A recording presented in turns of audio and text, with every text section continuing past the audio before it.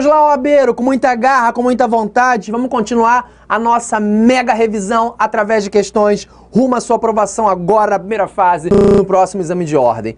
Olha a questão aí na sua tela.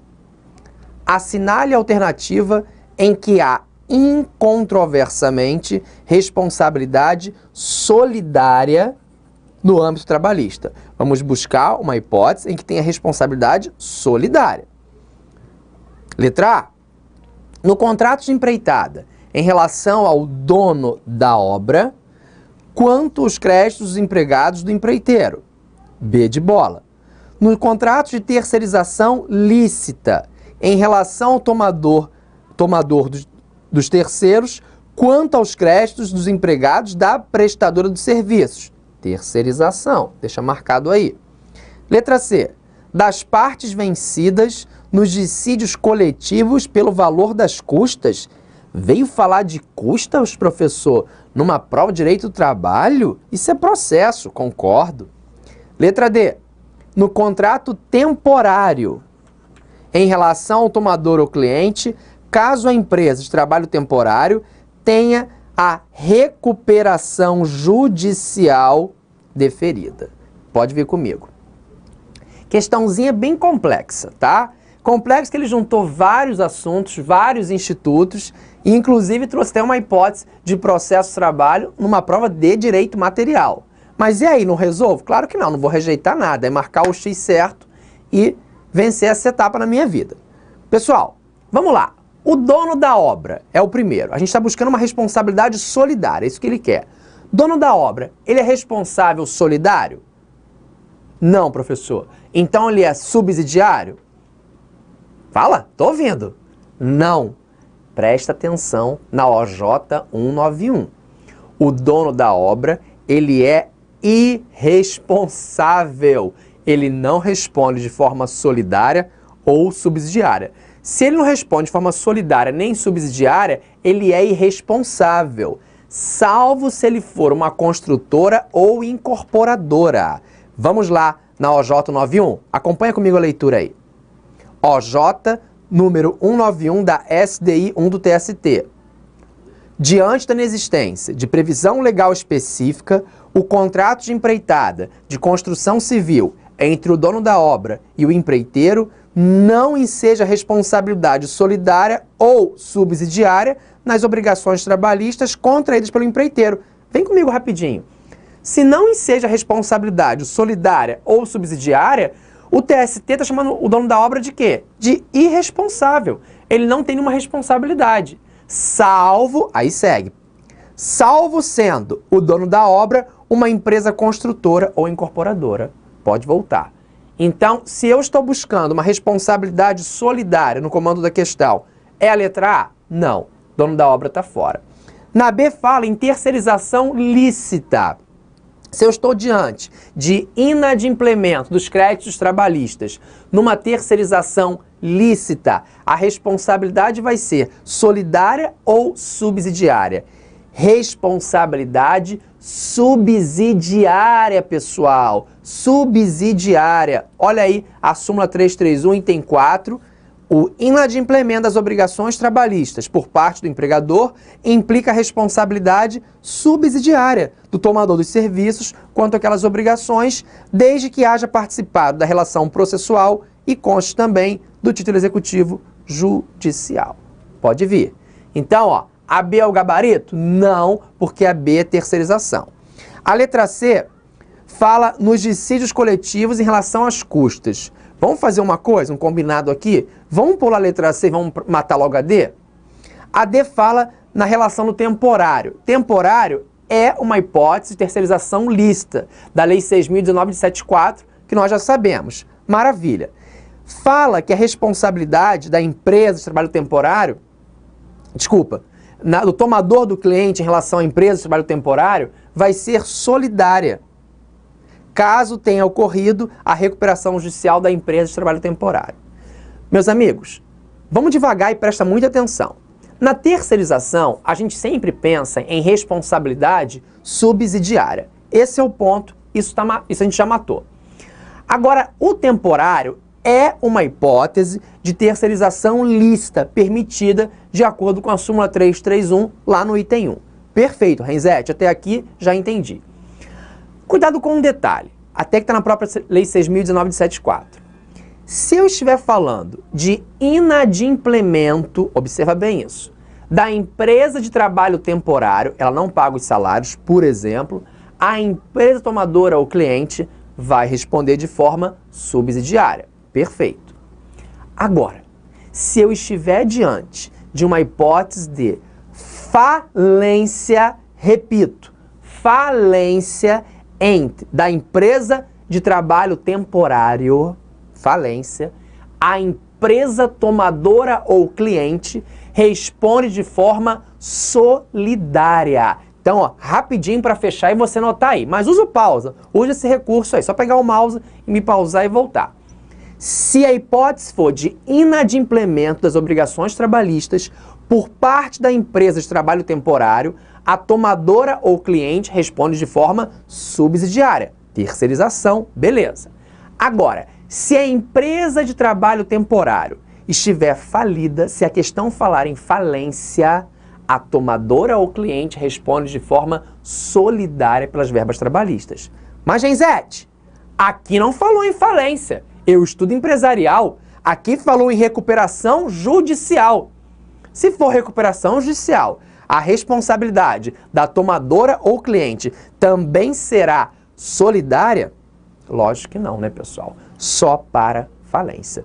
Olha aí o artigo 16 da Lei 6.019 de 74. Acompanha comigo, não fica com preguiça não. Abra a lei. Sai do Facebook, sai do e-mail e vem comigo, hein? Tamo junto. No caso de falência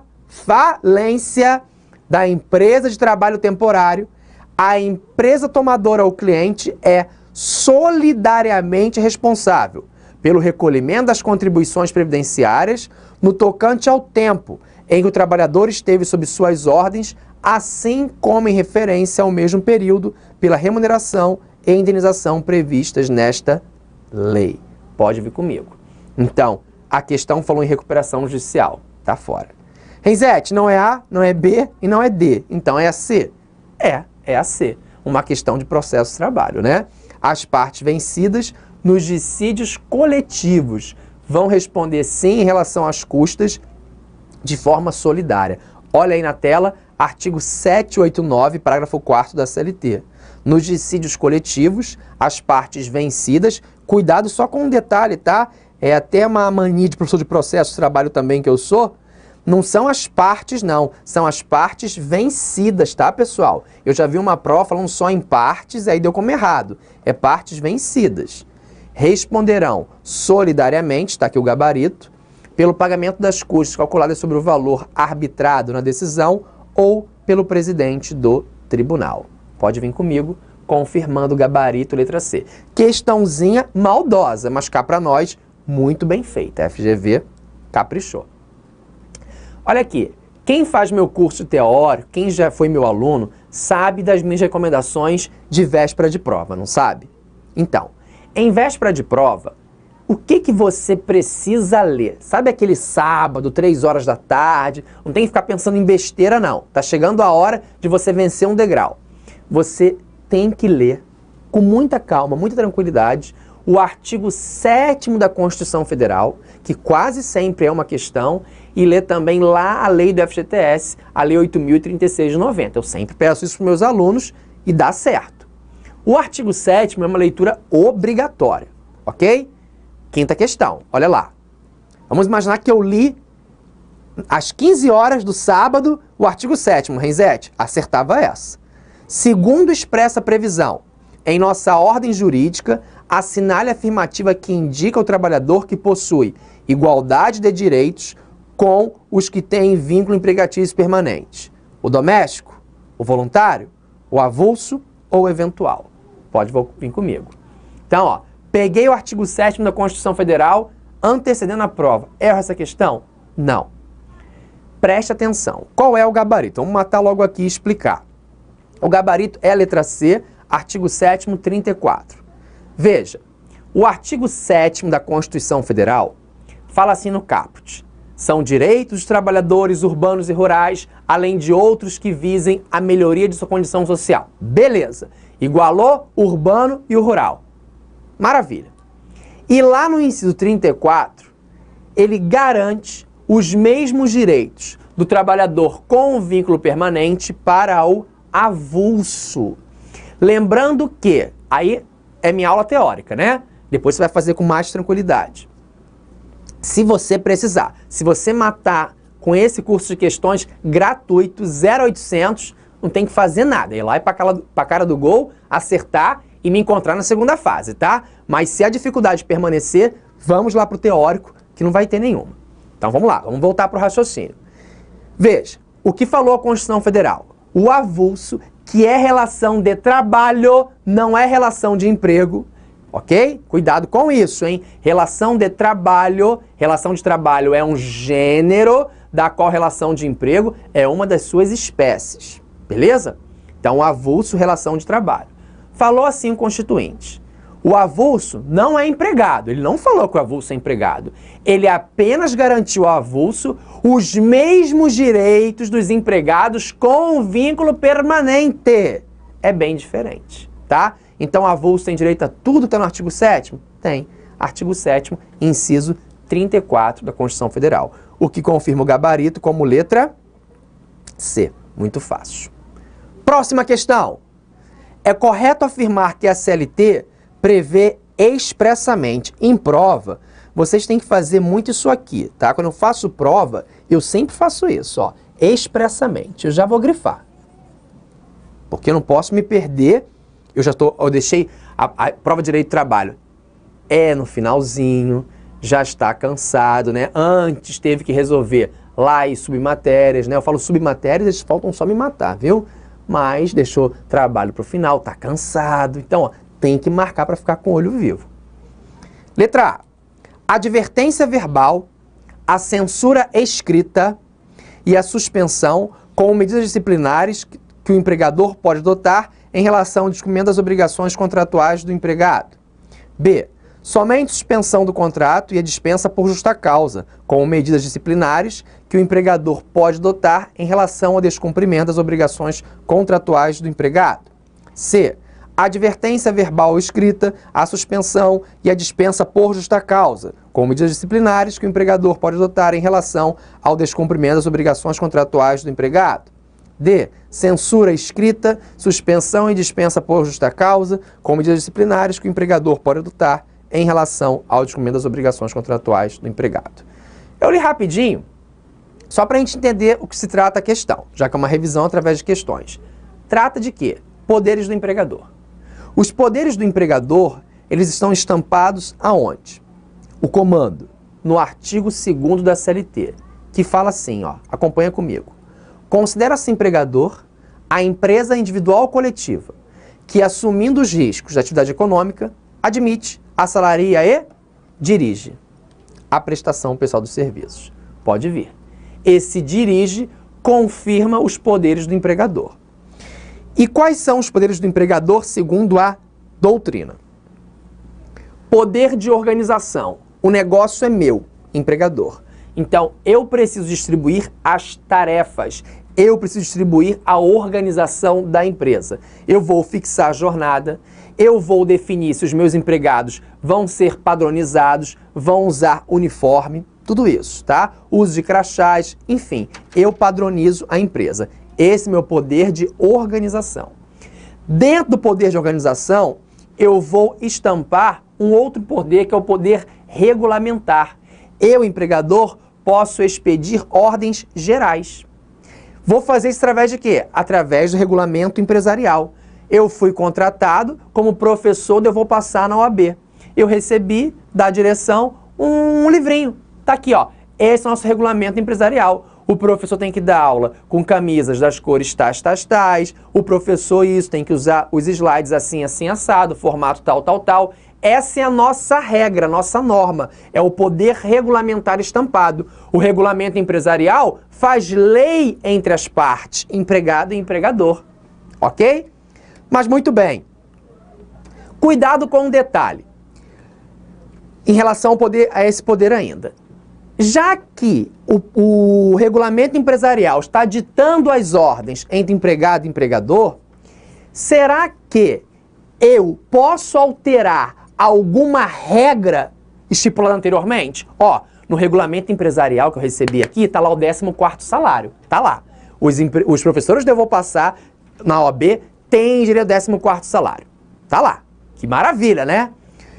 Poderia ser retirado essa mais do que bonificação, né, do meu contrato de trabalho? Não. Não.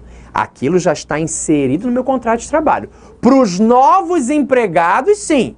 Para mim, não. Quem fala isso? Súmula 51, item 1. Acompanha na tela. As cláusulas regulamentares que revoguem ou alterem vantagens deferidas anteriormente só atingirão os trabalhadores admitidos após a revogação ou alteração do regulamento. Para os novos empregados, sim, pode não ter o 14º. Para mim, não. Essa condição já está inserida no meu contrato. Repito, o regulamento empresarial faz lei entre as partes, empregado e empregador. E aí vem o poder de controle. O poder de controle, o empregador vai fiscalizar as tarefas executadas pelo empregado. Eu vou lá ver se a Aline bateu o ponto direitinho. Ah, se ela cumpriu as tarefas dela diárias corretas, eu não posso fazer isso? Posso, eu vou fiscalizar o meu patrimônio. Agora, toma cuidado com um detalhe, com esse poder de controle, com essa fiscalização. Eu posso realizar revista íntima nos meus empregados? Não. A gente está indo para uma prova objetiva, pessoal. É marcar X, tá? Não é prova discursiva. Discursiva é outro papo. Agora, para marcar X, não. A revista íntima é vedada. Quem fala isso é o artigo 373A, no inciso 6. Proíbe, acaba com a revista íntima nas empregadas, lá no capítulo da mulher. Trabalho da mulher, que eu vou aplicar para os demais empregados, até do sexo masculino. É assim, prova objetiva. Eu sei que tem exceções, claro que tem. O TST, você que acompanha os informativos, já falou. Revista sem contato físico, com razoabilidade, não é isso? Feito em todos os empregados, mostrar sacola, bolsa, isso é razoável, isso poderia ser feito, tá? Mas aí estou falando de questões discursivas. Não é nosso objetivo. Aqui é marcar X e passar para a segunda fase. Então, é o artigo 373A, inciso 6 que está valendo. É vedado a revista íntima, tá? Cuidado com as provas. E o poder disciplinar, que é o objeto da nossa questão? Ele decorre de quê? O empregado é subordinado juridicamente ao empregador. Ponto final. Então, o empregador pode aplicar penalidades. Quais são as penalidades que o empregador pode aplicar no empregado? Vamos lá. Aí analisa com muita calma. A advertência, verbal ou escrita, a suspensão disciplinar de até 30 dias e a mais grave, que é a dispensa por justa causa. Esse negócio de censura que tem na questão, tira o raio dessa censura. Não tem nada de censura aqui, não. Censura lá em estatuto, quem faz concurso público, não tem censura aqui, não. Aqui é advertência, suspensão e a falta grave, que é a justa causa. Mas vamos lá. Aí é o que me interessa. Renzete, me fala aí qual é o artigo da advertência, eu quero marcar aqui. Você não vai achar nunca. Porque a advertência, ela não está expressa na CLT, como perguntou a questão. A advertência, ela vem da onde? Dos costumes. São os nossos costumes. O empregador dá advertência verbal ou escrita. Pode continuar assim? Claro que pode. Não tem nada errado. Mas a advertência não está prevista na CLT. Agora, só para a gente subir um pouquinho o nível, ok? Pensando numa prova mega difícil, o que eu não acredito nesse aspecto, não. O artigo 14, pode ir para a tela, por favor, da Lei 7644/87, que fala da mãe social, diz assim: as mães sociais ficam sujeitas às seguintes penalidades aplicáveis pela entidade empregadora: advertência, suspensão e demissão. Então, para a mãe social, eu tenho lá a pena de advertência prevista na sua própria lei. Mãe social, só fazendo um parênteses rapidinho, É aquela que tem mais de 25 anos de idade, que trabalha nas casas lares, com menor infrator ou abandonado, tá? É aquela questão. Não visualizo muito na sua prova essa pergunta não, tá? Mas eu quis só ilustrar pensando numa prova mega difícil, que se cair, todo mundo erra, menos a gente. Tem esse detalhe. Mas muito bem. No direito do trabalho, todo mundo sabe que existe muito mito. É muito mito. Todo mundo fala muito. Todo mundo vai para a praça pública e discute direito do trabalho, direito penal. Ninguém discute tributário, já ouviu? Ninguém. Empresarial. Agora, mito trabalhista é o que mais tem. Renzete, para o empregado ser dispensado por justa causa, eu tenho que necessariamente adverti-lo, depois suspendê-lo e só depois aplicar a dispensa por justa causa? Não. Mentira, isso é mito. Veja com cautela agora.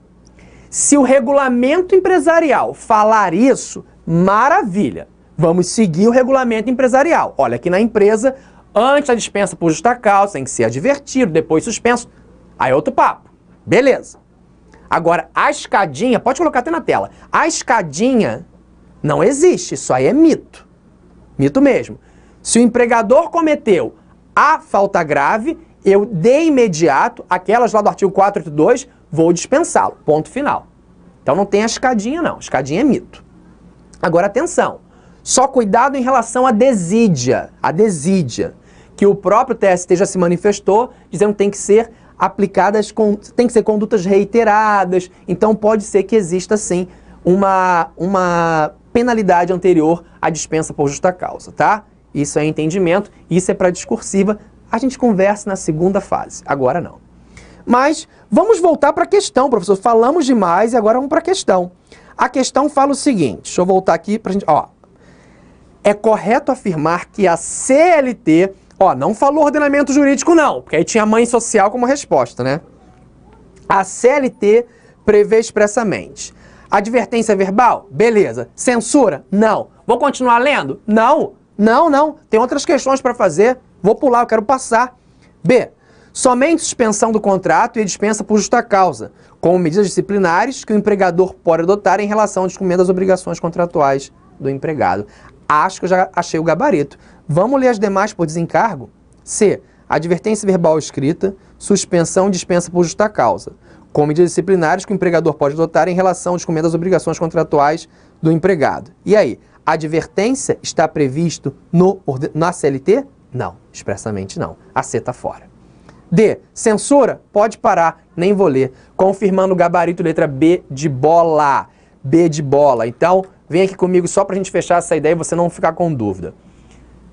Advertência, aplica? Aplica. Tá na CLT? Não. Na CLT tem só o quê? Suspensão, até 30 dias, porque se passar é dispensa imotivada, e a dispensa por justa causa. Expresso na CLT, só essa. Não caia nessa pegadinha clássica, você não pode errar isso. Beleza? Vamos seguir? Vamos avançar? Quer aprender mais, Genzete? Então vamos embora. Questão de número 7.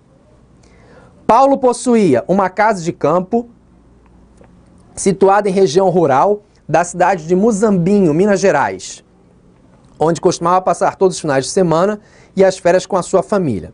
Contratou Francisco para cuidar de algumas cabeças de gado destinadas à venda de carne e de leite ao mercado local.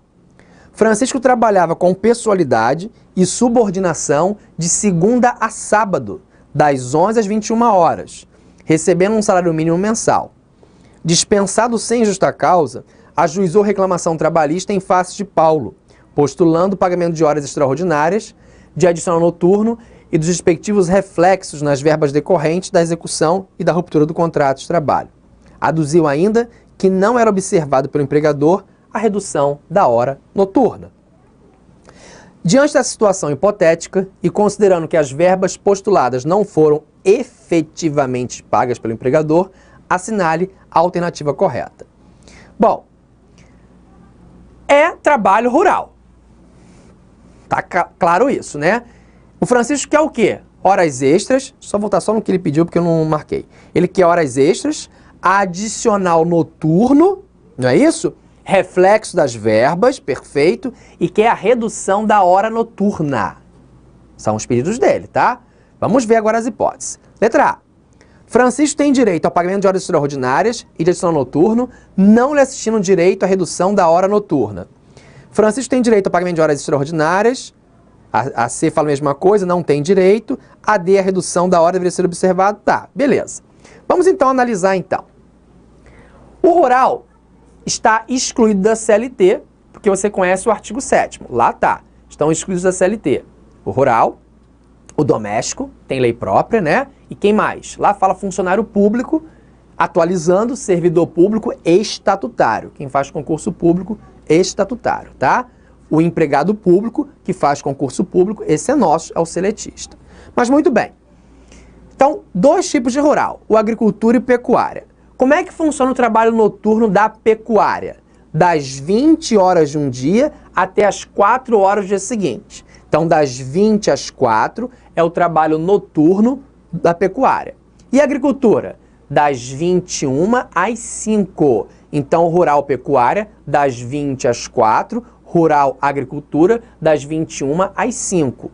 E o adicional noturno do rural, tanto na pecuária como na agricultura, é de 25%. Cuidado, hein? Cuidado. Lá para o urbano é de 20%. Rural, 25%.